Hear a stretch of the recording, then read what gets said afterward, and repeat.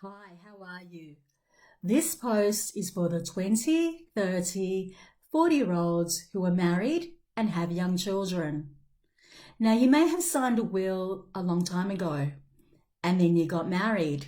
That marriage may have revoked your will, in which case you don't have a will. And if you don't have a will, what happens to your estate?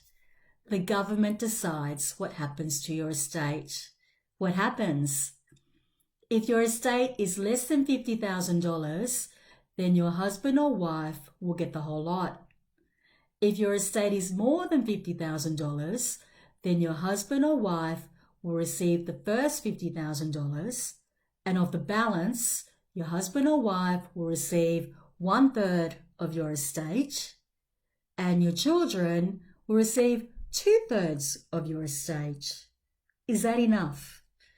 In addition, if your children are under 18 years of age, then you need to have 2 individual trustees, and one of them needs to be a responsible person like an accountant or a lawyer, etc. And it's unlikely in our experience to find someone who is willing to be a trustee of a child's inheritance right up until that child is 18, in which case it's more than likely that the public trustee will be trustee of your children's inheritance. Do you want that? Probably not. 1/3, I think, for your wife or husband, I don't think that's enough. In which case, it's probably a good idea to sit down, talk with somebody, talk with a lawyer, and get a will signed.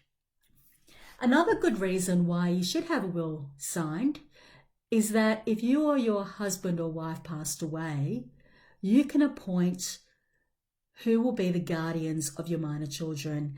And I know this is a very, very difficult decision. We can sit down with you and help you decide who you would like to be the guardians of your minor children. Now, say you appoint your brother as the guardian of your minor children, and your brother has 2 young kids. You've got your own 2. And say your brother's got a, 5-seater SUV, which is enough for his young family. And say he has a 3x1 house, which is enough for his young family. Now, if you and your spouse passed away and your brother is now guardian of these 2 other children, he may need to upgrade his car to a 7-seater. He may need more bedrooms in his house, etc. And this is what we can consider when we draft your will.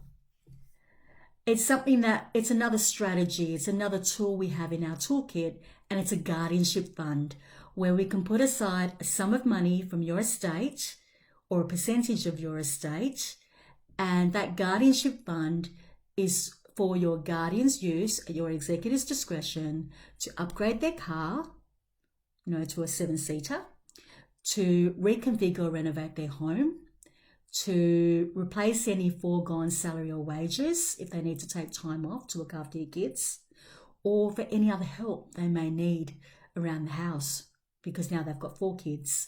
So this guardianship fund is another tool we have in our estate plan.